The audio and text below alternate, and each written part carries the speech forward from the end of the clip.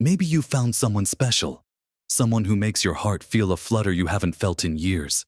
Or perhaps the thought has just crossed your mind, a gentle whisper of possibility in the quiet moments.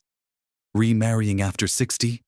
It sounds wonderful, doesn't it? A new chapter. Companionship, shared adventures. And for many, it truly is. But the truth is, while the heart might feel young and ready, the reality of life at this stage comes with layers we might not have considered in our younger years. Jumping into marriage purely on the strength of feeling can, unfortunately, lead to unexpected challenges, even heartbreak. Down the line, it's a painful reality that the joy of a new beginning can sometimes be complicated by practicalities and past experiences, if not handled with care and foresight. There's a kind of secret to making it work, not a hidden trick, but a set of considerations that can make all the difference between a dream fulfilled and unforeseen difficulties. In this video, we're going to gently explore 5 essential things you truly need to think about before you say, "I do," again after 60. These aren't roadblocks. They're guideposts to help you build a stronger, happier future together. Watch right to the end, because the last point might just be the most surprising, and perhaps the most important of all. Let's dive into the first point. Something that's deeply personal and often overlooked when we're caught up in the excitement of a new relationship: your emotional readiness and healing. This isn't about questioning your feelings for your current partner at all. It's about taking an honest look inward at where you are emotionally. If you've lost a spouse, whether through death or divorce, there's a grieving and healing process. For some, that process takes years. For others, it might feel like it happened long ago, but residual feelings or patterns can still linger beneath the surface. The pain of loss, the adjustment to being single again after decades, the rebuilding of your identity. These are significant life events. When a new, wonderful person comes along, it can feel like a lifeline, a way to fill a void or alleviate loneliness. And while companionship is a beautiful part of marriage, it's crucial to ask yourself, am I seeking partnership primarily because I've done the necessary work to heal from my past? Or am I perhaps looking for someone to complete me, to make the pain go away, or to avoid being alone? This isn't a comfortable question. I know. It requires deep introspection, but it's vital. Entering a new marriage from a place of unresolved grief or emotional dependency can put an unfair burden on the new relationship and your new partner. They can be a wonderful support system, absolutely, but they shouldn't be expected to be your sole source of happiness or your therapist for past wounds. Healing takes time, sometimes with the help of professionals or support groups. Have you had that time? Have you processed the anger, the sadness, the fear that might have come from a previous relationship ending?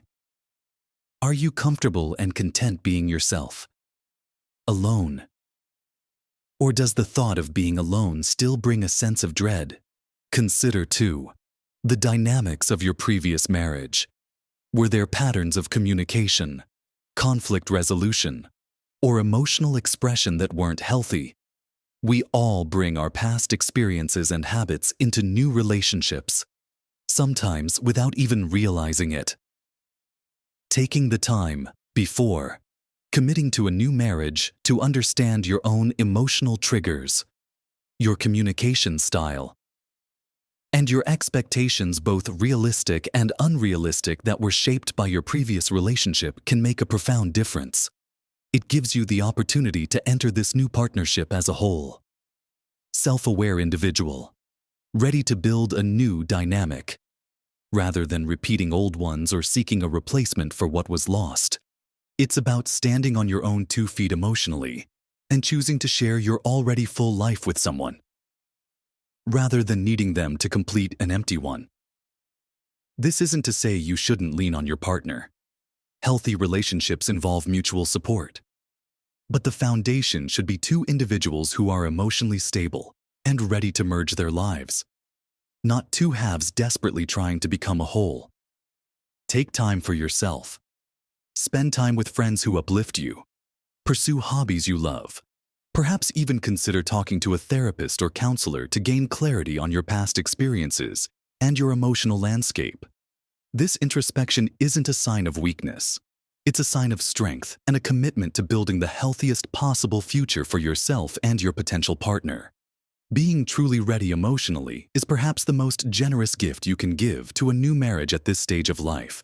It sets the stage for a partnership built on presence, understanding, and a shared journey forward, rather than one looking backward or trying to fix the past. This readiness is the bedrock upon which everything else is built, and it allows you to transition thoughtfully into the next crucial considerations, like how this new partnership will weave into the existing tapestry of your family.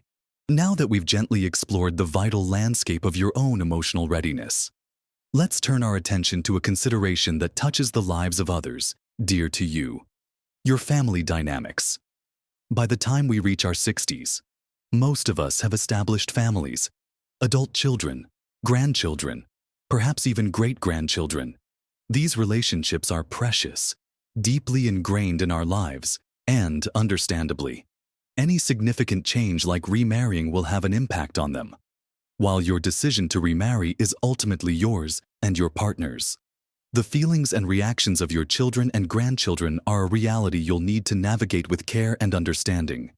It's not about asking for their permission, but about acknowledging their place in your life and working towards integrating your new partner into the family fabric in a way that feels as comfortable as possible for everyone involved.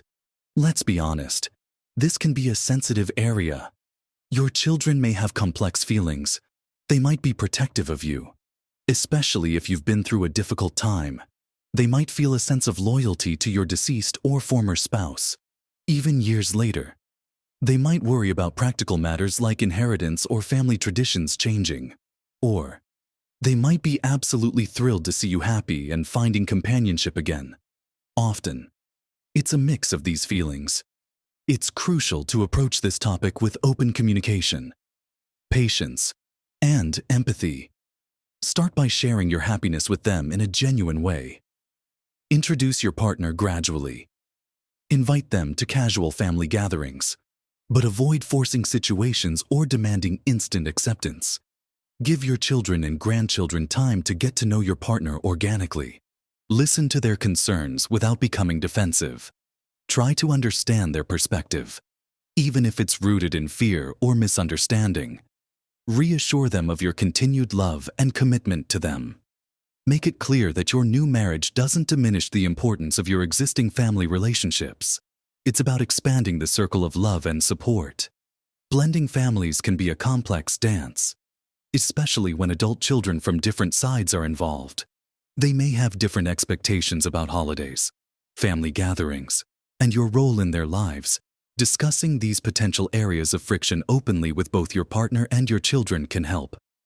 Talk about how you envision holidays being celebrated, how you'll manage family visits, and how you'll ensure that everyone still feels valued and included. Consider the practical aspects too, particularly regarding inheritance. This is often an unspoken concern for adult children. Openly discussing your intentions, perhaps with the help of a legal professional, can alleviate anxiety and prevent misunderstandings down the road. It's about transparency and demonstrating that while you're building a new future with your partner, you haven't forgotten your legacy and your desire to provide for your children and grandchildren. Navigating these conversations requires courage and sensitivity. There might be bumps in the road, moments of tension or hurt feelings. It's important for both you and your partner to be a united front, supporting each other while also respecting the feelings of your respective families. It might mean setting boundaries, gently explaining that while you love and value their opinions, this is your life and your decision. It might also mean finding creative ways to blend traditions or create new ones that honor everyone's background. The goal isn't necessarily to have everyone instantly become one big, perfectly blended family, but to foster mutual respect, understanding, and acceptance over time. This requires patience, love, and a willingness to communicate openly and honestly. navigating the complexities of existing family bonds as you forge new ones. Building these bridges within the family structure is a significant undertaking, leading us directly to another cornerstone of marriage at any age, but with particular nuances after 60, the financial realities. So we've looked inward at emotional readiness and outward at the delicate dance of family dynamics. Now, let's talk about something that might feel less romantic, but is undeniably critical for a secure and happy future. Together, the financial realities of remarrying after 60. Money matters are a leading cause of stress in any marriage. But at this stage of life, with established assets, pensions, social security benefits, and potentially different financial histories and obligations, the considerations become even more complex and significant. This isn't about questioning trust or being unromantic. It's about being practical, responsible, and ensuring that both you and your partner enter this union with eyes wide open about your financial situations and future plans. First and foremost, open and honest conversations about money are non-negotiable. You need to understand each other's financial picture fully. What are your incomes? What are your assets, savings, investments, property, retirement funds? What are your debts? Do you have long-term care insurance or plans? How do you envision managing finances together? Will you merge everything, keep things separate, or use a combination approach? There's no single right answer, but you absolutely must discuss and agree on a strategy. Pensions and Social Security can be particularly complicated. Remarrying can affect spousal benefits, survivor benefits, and even disability benefits. The rules vary depending on the specific pension plan and Social Security regulations, and they can be different if you're marrying after a certain age like 60 or 62, or if your previous marriage lasted a certain number of years. It's absolutely essential to research how your specific benefits will be impacted by remarrying. Don't make assumptions. Get the facts from the relevant authorities or a financial advisor. Assets are another major area. You've likely accumulated assets over decades. Your home, investments, savings. What happens to these assets upon marriage in many places? Assets acquired during the marriage become marital property, even if you keep them in separate accounts. What about assets you bring into the marriage? How do you want to protect those, both for yourselves and for your children? This is where the conversation about prenuptial agreements comes into play. Now, I know that word can sometimes feel jarring, like planning for divorce before you've even tied the knot. But at this stage of life, with established families and assets, a prenuptial agreement isn't about anticipating failure. It's about providing clarity, protection, and peace of mind. It allows you both to decide how assets you bring into the marriage will be handled and how assets acquired during the marriage might be divided, should the unforeseen happen. It can also address how retirement accounts or inheritances are treated. Having these clear agreements documented can prevent painful disputes down the line, both between partners and potentially between your new spouse and your children regarding inheritance. Wills, trusts, and powers of attorney also need to be reviewed and updated. Your marriage will likely change your wishes for how your estate is handled and who makes decisions on your behalf if you're unable to. You'll need to decide if you want your new spouse to be your primary beneficiary, executor, or hold power of attorney, and how that aligns with your plans for your children.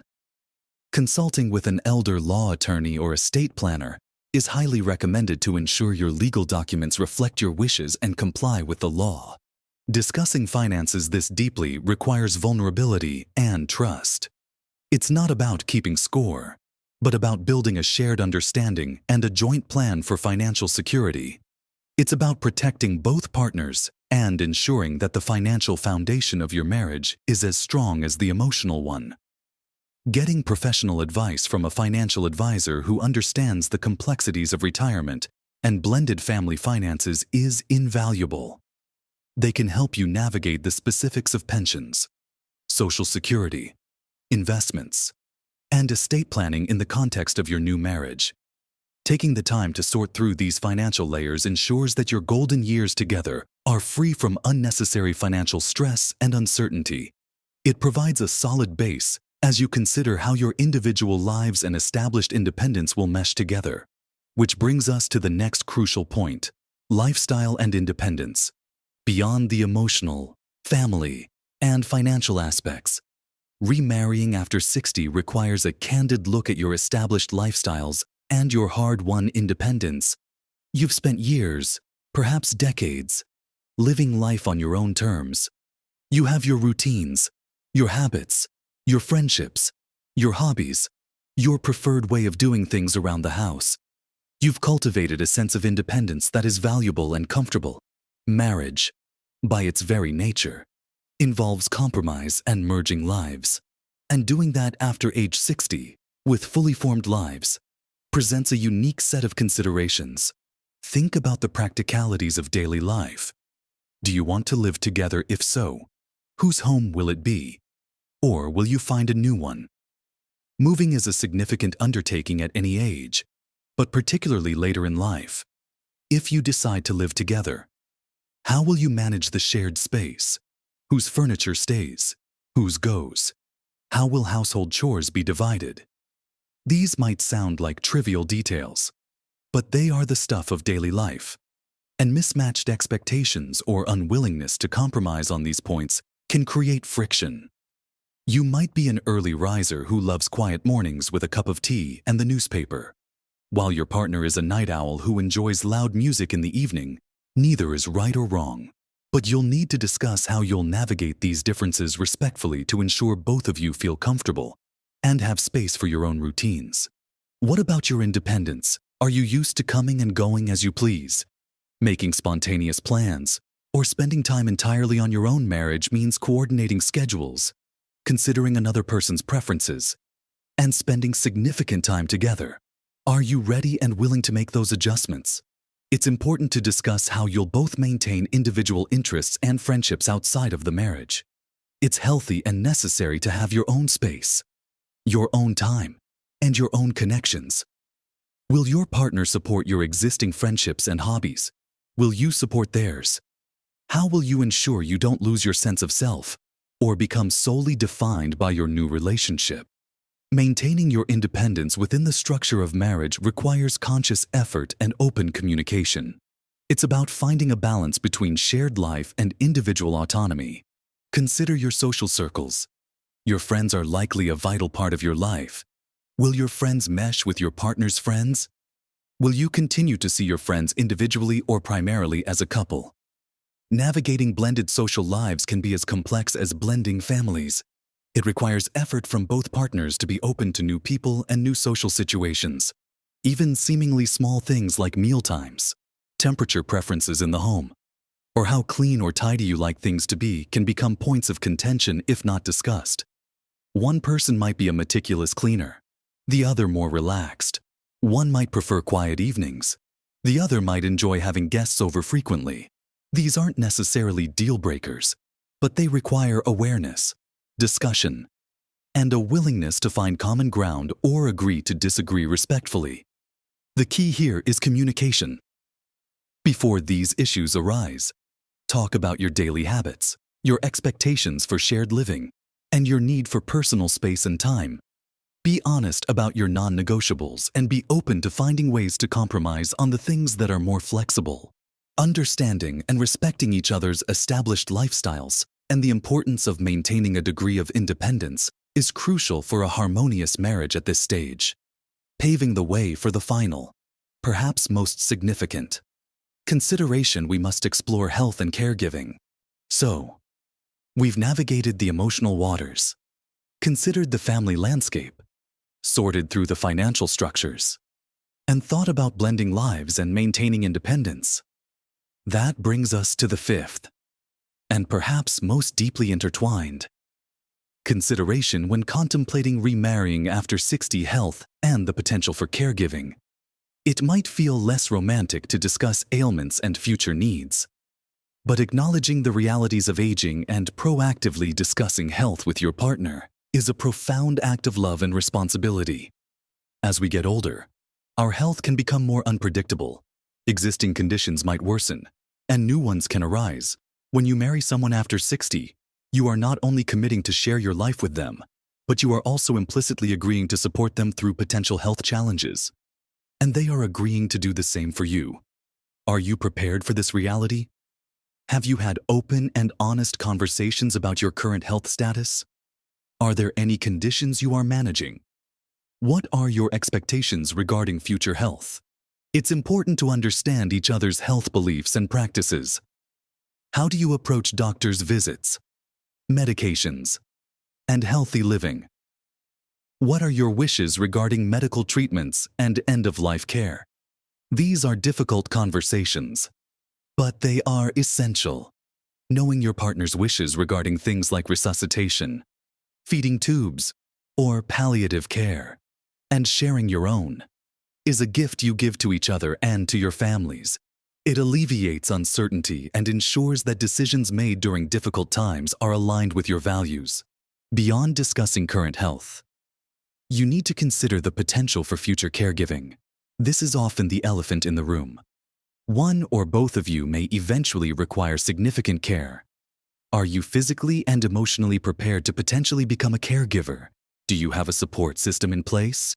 What are your financial plans for potential long-term care costs, which can be substantial? Have you discussed where you would prefer to receive care if needed? At home, in assisted living, or a nursing facility?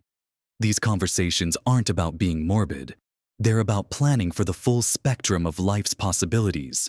They allow you to explore resources, discuss preferences, and ensure you both have a shared understanding of how you will support each other through sickness and in health. As the vows traditionally say, it's also important to consider the legal aspects related to health. Have you established medical powers of attorney or healthcare proxies? These documents designate who can make medical decisions on your behalf if you are unable to. In many cases, your spouse is the natural choice, but it's important to formalize this with legal documents, especially if there are complex family dynamics or specific wishes involved. Discussing health and caregiving takes courage and vulnerability. It's a test of the depth of your commitment and your willingness to face life's challenges together as a team. It allows you to put plans in place, understand each other's needs and wishes, and strengthen your bond by acknowledging the realities of aging with love and foresight.